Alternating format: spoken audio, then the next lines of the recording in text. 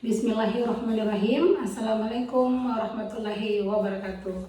Perkenalkan, nama saya Wawade Masrida, S.Farm, M.Farm, SCI. Saya merupakan dosen tetap di program studi S1 Farmasi, Fakultas Sains dan Teknologi, Institut Teknologi dan Kesehatan Avicenna Kendari.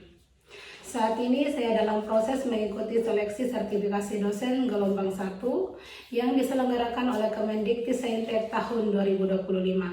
Pada proses seleksi ini, saya akan menyusun dokumen pernyataan diri dosen dalam unjuk kerja di Dharma Perguruan Tinggi atau PDD UKT-PT. Dalam hal ini, saya akan memaparkan salah satu mata kuliah yang saya ampuh, yaitu mata kuliah Teknologi Formulasi Sediaan Padat. Mata kuliah ini merupakan mata kuliah pada semester genap dengan bobot 2 SKS. Mata kuliah Teknologi Formulasi Sediaan Padat merupakan mata kuliah wajib dengan kode khusus IA 602411. Capaian pembelajaran pada mata kuliah Teknologi Formulasi Sediaan Padat yaitu mahasiswa diharapkan mampu menjelaskan, memahami, menerapkan, dan mempraktekkan ilmu teknologi kefarmasian dalam perancangan, pembuatan, pewadahan, pengemasan, penjaminan, dan evaluasi mutu sediaan padat dengan konsep teoritis ilmu dan perkembangan iptek dalam riset bidang kefarmasian secara bertanggung jawab. Adapun deskripsi mata kuliah Teknologi Formulasi Sediaan Padat yaitu memuat materi-materi tentang sifat fisika kimia obat, konsep umum tablet, komponen tablet, metode pembuatan tablet, permasalahan yang sering terjadi pada sediaan tablet, evaluasi sediaan tablet, konsep umum penyalutan tablet, tablet salut gula, tablet salut lapis tipis, tablet efervescen, tablet hisap dan tablet kunyah, dan konsep umum kapsul, serta mengimplementasikan teori, konsep, dan prinsip formulasi berbasis iptek terhadap masyarakat. Perkuliahan Teknologi Formulasi Sediaan Padat dilaksanakan dengan pendekatan blended learning, yaitu perpaduan antara metode luring atau tatap muka langsung dan secara daring melalui platform ITK Avicenna, yaitu melalui situs e-learning.itkaavicenna.ac.id.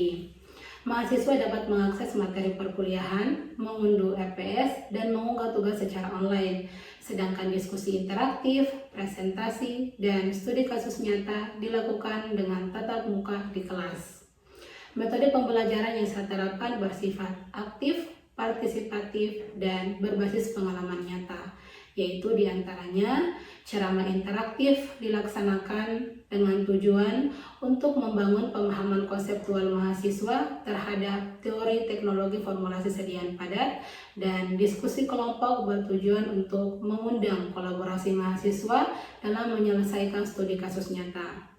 Media pembelajaran yang digunakan pada mata kuliah ini terdiri dari modul atau RPS yang dapat diunduh di e-learning ITK Avicenna, kemudian ada PowerPoint, artikel ilmiah, dan juga studi kasus nyata. Penilaian dalam mata kuliah Teknologi Formulasi Sediaan Padat terdiri dari 4 komponen, yaitu kehadiran dan keaktifan sebesar 10%, penugasan sebesar 10%, UTS sebesar 30%, dan UAS sebesar 50%. Penilaian dilakukan secara objektif berdasarkan indikator seperti ketepatan dalam penugasan materi, partisipasi aktif, dan kemampuan mahasiswa dalam menganalisis studi kasus. Saya menggunakan penilaian dan rubrik yang teratur, yaitu di mana hasil evaluasi saya sampaikan kembali ke mahasiswa untuk umpan balik dalam menciptakan kualitas pembelajaran. Dengan pendekatan ini, saya berkomitmen untuk menciptakan pembelajaran yang berpusat pada mahasiswa dan menciptakan lulusan sarjana farmasi yang adaptif terhadap perubahan dan siap untuk terjun ke dunia kerja. Selanjutnya, mari kita simak video pembelajaran mata kuliah Teknologi Formulasi Sediaan Padat berikut ini. Bismillahirrahmanirrahim. Assalamualaikum warahmatullahi wabarakatuh. Dan apa kabar adik-adik semua? Waalaikumsalam warahmatullahi wabarakatuh. Alhamdulillah sehat Bu. Alhamdulillah. Ketemu lagi kita di perkuliahan Teknologi Sediaan Padat. Kali ini kita masuk di pertemuan kedua. Ya, kemarin sudah pertemuan pertama. Namun sebelum kita memulai perkuliahan seperti biasa, marilah kita berdoa mudah-mudahan perkuliahan kita hari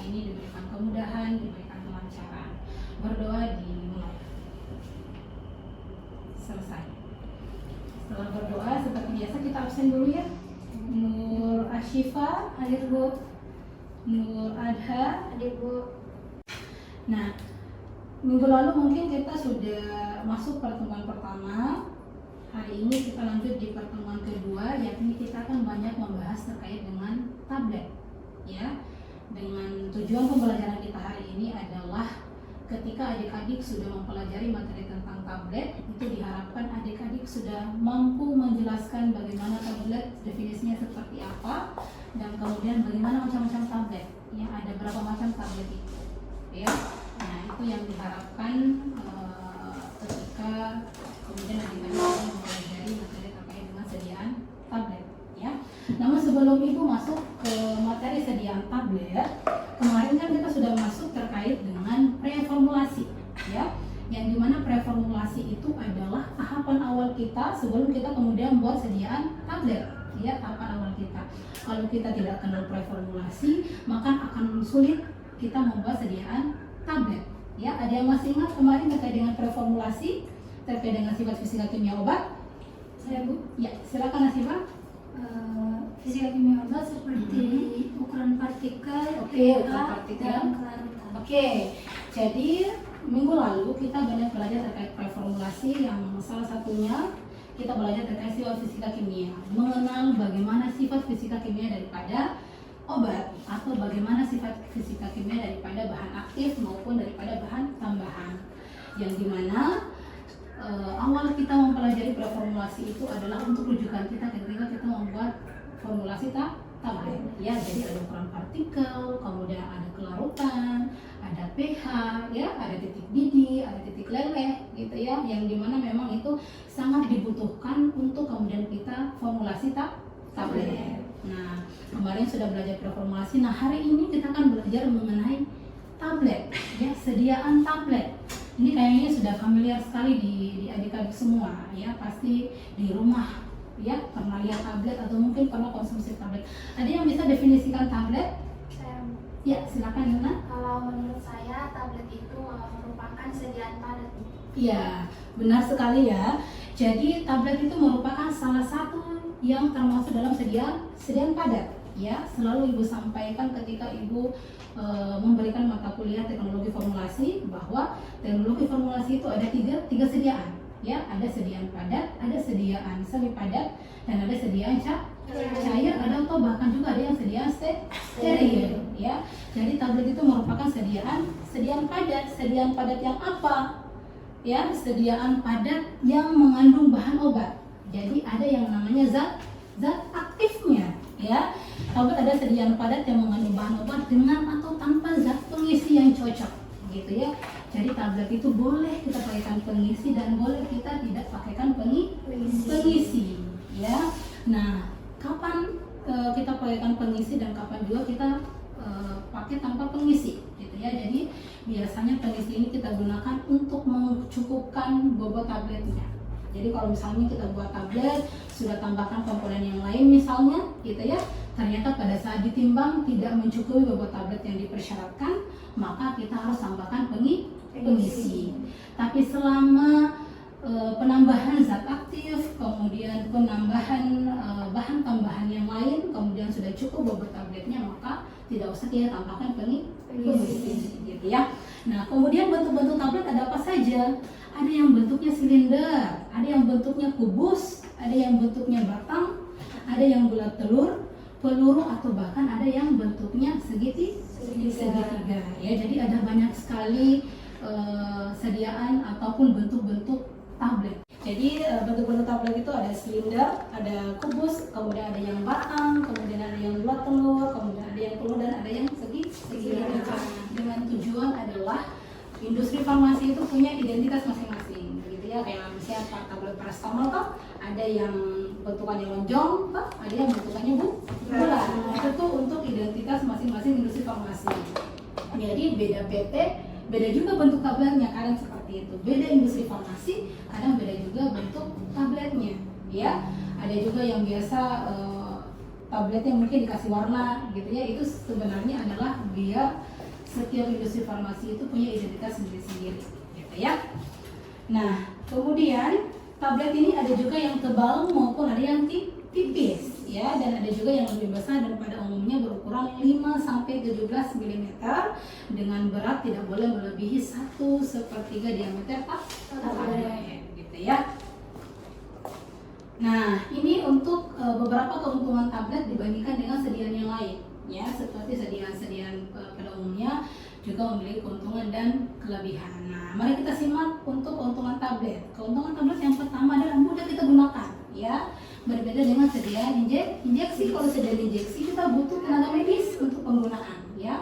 Tapi kalau tablet cukup kita sendiri, dengan kita menelannya saja, apalagi kalau tablet oral gitu ya, maka sangat mudah untuk digunakan. Kemudian dosisnya lebih akurat ya, mudah dibawa-bawa dan juga dosisnya lebih akurat. Mudah dibawa-bawa kalau misalnya sediaannya larutan gitu ya, kalau sudah dibuka kemasannya ada kekhawatiran kita jangan sampai cepat tumpah gitu ya. Tapi kalau misalnya sediaannya tablet, kita mudah sekali dibawa kemana-mana, kita mudah simpan gitu ya, tanpa khawatir sediaannya tumpah gitu ya kalau dibanding dengan larutan. Kemudian dosisnya lebih akurat, dosisnya lebih akurat. Kalau misalnya dia injeksi misalnya, kalau misalnya proses penyuntikannya tidak benar, misalnya mungkin kena pasien yang melawan ketika diberikan injeksi, mungkin dosis yang masuk tidak akan sesuai dengan kadarnya gitu, atau mungkin dalam bentuk larutan gitu ya, kalau misalnya tidak sesuai dengan takaran gitu ya. Tapi kalau ini karena kebentukannya dia sediaan padat gitu ya, sehingga dia dosisnya lebih akurat gitu ya. Kemudian dapat diproduksi secara besar-besaran ya, karena biasanya kalau dibandingkan dengan sediaan larutan itu kalau kita sudah buka sirup, dibuka gitu ya, itu paling 3 bulan itu sudah tidak bisa lagi digunakan gitu ya. Apalagi mungkin dalam jangka waktu misalnya 1 bulan sampai 3 bulan ternyata sudah ada terjadi perubahan warna, atau mungkin pada saat kita cium aromanya sudah berbau gitu, maka tidak diperkenankan untuk digunakan. Tetapi kalau dia sediaan tablet, dia kita produksi dalam skala besar, dia masa kadaluarsanya lebih lama dibanding sediaan larutan gitu ya. Mudah didapat ya, biar kalian, apalagi obat-obat bebas, biar kalian beli di warung itu mudah sekali didapat dibanding sediaan injeksi. Kalau sediaan injeksi kadang harus dengan resep dokter. Kemudian dapat dibuat lebih dari agen terapi, jadi kombinasi. Kemudian dosisnya mudah dibagi gitu ya, biasanya untuk anak kecil biasanya dipotek gitu ya, tabletnya dibagi gitu.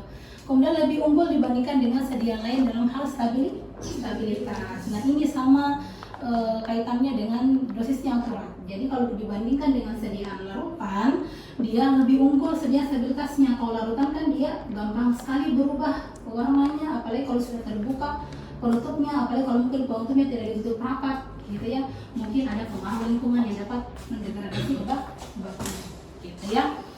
Oke, kemudian ada kerugian tablet ya, jadi selain keuntungan juga ada kerugian. Nah, tablet sendiri ini untuk kerugiannya ada kelarutan obatnya buruk gitu ya, ada beberapa tablet yang memang dari segi kelarutan dia tidak cukup larut ya, maka dia kadang obatnya kelarutannya tidak baik. Kemudian dosisnya tinggi gitu ya, misalnya contoh paracetamol ada yang 500 mg gitu ya. Kemudian absorpsi zat aktif obat ini tergantung pada waktu pengosongan lambung. Nah, ini khusus untuk obat-obat yang diberikan secara oral, yang memang proses absorpsinya itu memang harus lewat saluran cerna ya, maka memang tergantung dari waktu pengosongan lambung gitu ya. Berbeda hal ketika mungkin sediaan injeksi misalnya ya, kalau sediaan injeksi dia karena langsung ke saluran sistemik gitu ya, jadi dia menghindari saluran cerna gitu ya. Nah, itu tadi terkait dengan beberapa keuntungan dan juga kerugian tablet. Tadi kita sudah tahu terkait dengan definisi tablet gitu ya, kemudian kita sudah tahu bentuk-bentuk tablet gitu ya, dari setiap industri pasti ada yang berbeda bentuknya gitu. Kemudian kita akan masuk ke macam-macam tablet gitu ya. Jadi di pasaran itu kalau kalian lihat kemasan tablet itu sebenarnya beda-beda, walaupun mungkin kalian lihat sama di bentuknya gitu ya. Ada mungkin kalian pernah lihat tablet yang berwarna gitu.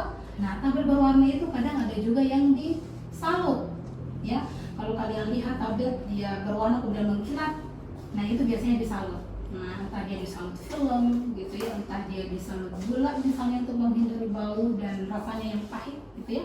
Biasanya kan zat aktif itu kan rasanya pahit gitu ya. Nah, biasanya supaya menimbulkan atau misalnya menghindari rasa bau yang tidak enak, kan biasanya disalut gitu ya.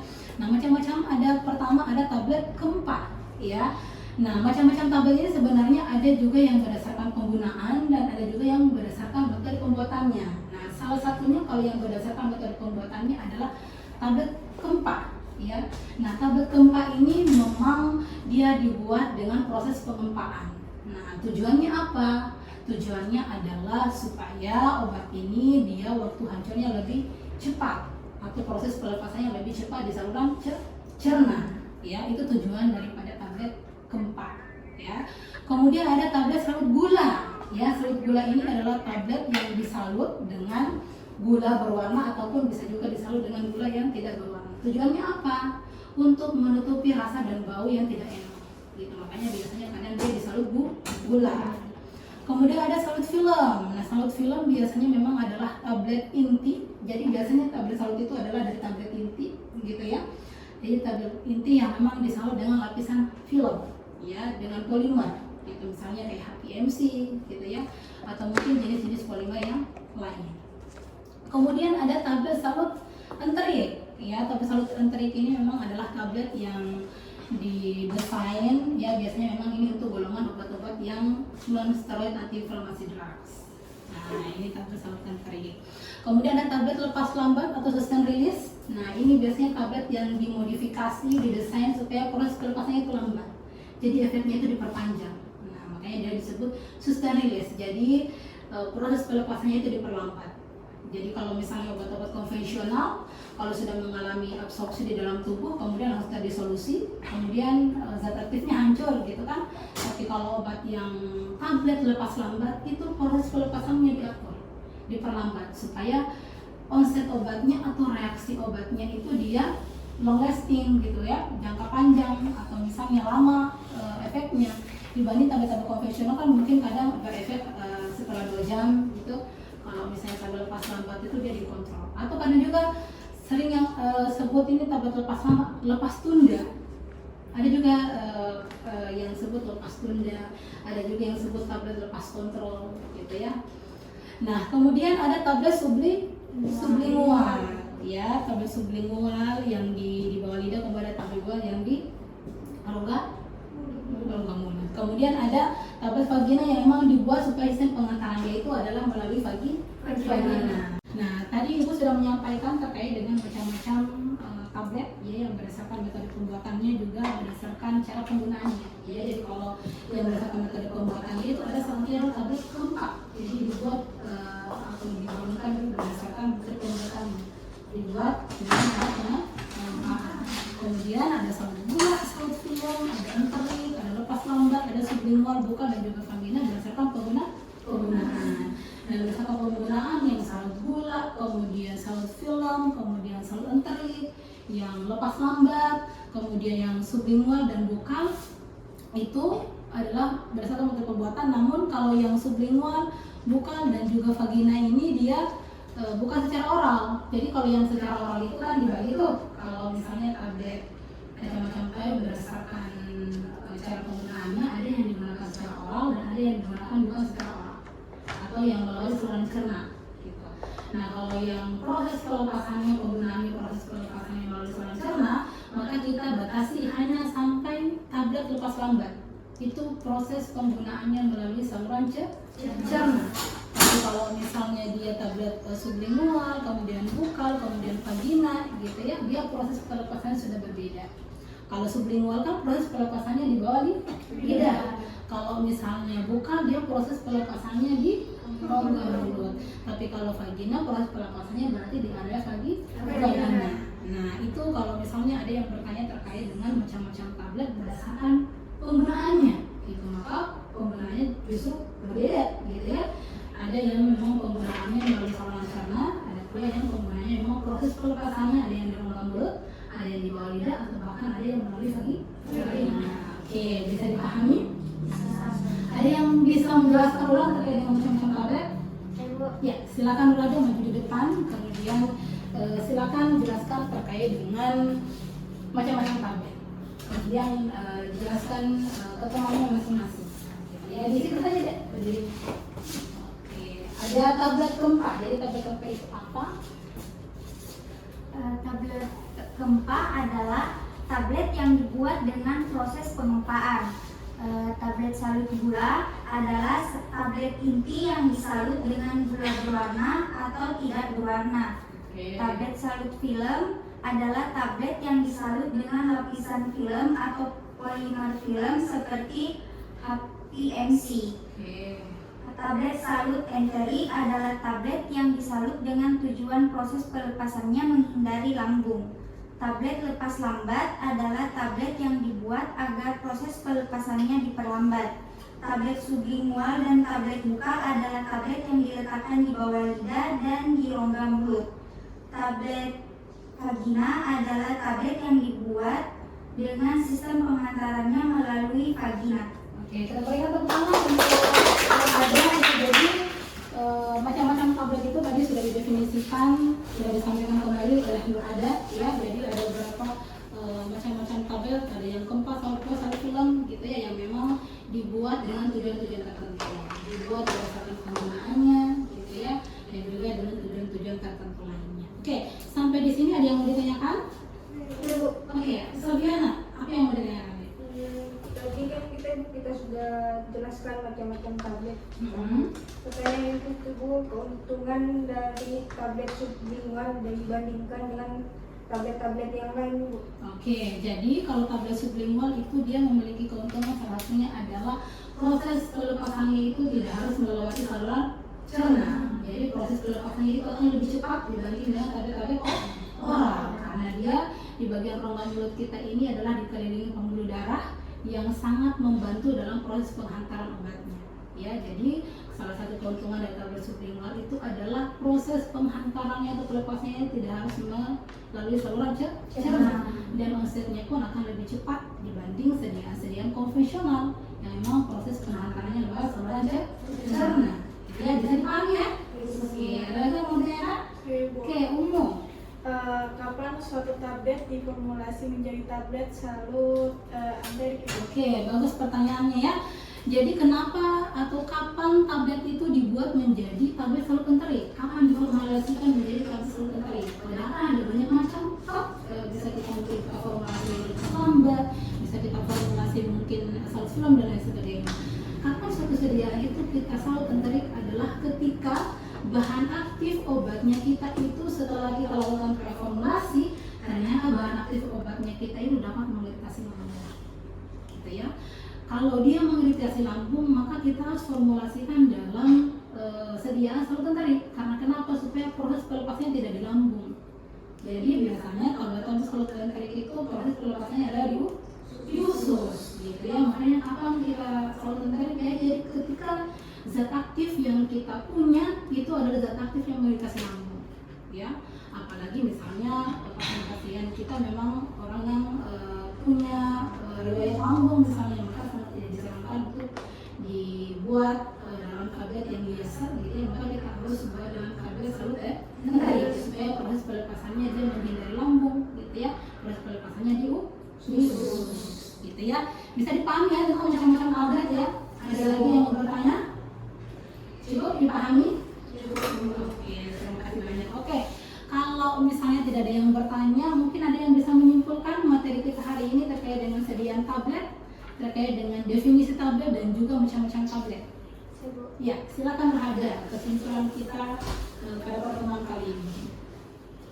Kesimpulan pada pertemuan hari ini adalah definisi tablet adalah sediaan padat yang mengandung bahan obat dengan atau tanpa bahan pengisi. Macam-macam tablet antara lain ada tablet Gempa, tablet salut gula, salut film, tablet bukal, tablet sublingual, dan tablet vagina. Oke ya, jadi ada banyak macam tablet ya. Dengan berakhirnya perkuliahan kita kali ini, kemudian sudah disimpulkan sama Nur Hada, gitu ya. Ibu akhiri perkuliahan kali ini, ya. Mudah-mudahan apa yang kita sampaikan tadi bermanfaat untuk adik-adik semua gitu ya, kemudian adik-adik pahami apa yang kita jelaskan tadi, dan sampai ketemu minggu depan. Jadi silakan pelajari minggu depan itu kita bertemu dengan materi terkait dengan komponen tablet ya, jangan lupa pelajari komponen tablet. Kemarin kayaknya ibu sempat share buku Farmasetika Dasar ya, buku chapter Farmasetika Dasar, nanti dilihat di situ apa saja komponen tablet ya, dan nanti minggu depan lebih gampang lagi kita belajar terkait komponen tablet ya, dan terus belajar dimanapun kalian berada gitu ya, karena kita bukan pewaris, kita perintis, jadi harus belajar biar kalian cepat kuliahnya gitu ya, bisa cepat jadi anak yang sukses gitu. Ibu akhir pertemuan kali ini dengan akhir kata wabillahi taufiq wal hidayah. Wassalamualaikum warahmatullahi wabarakatuh.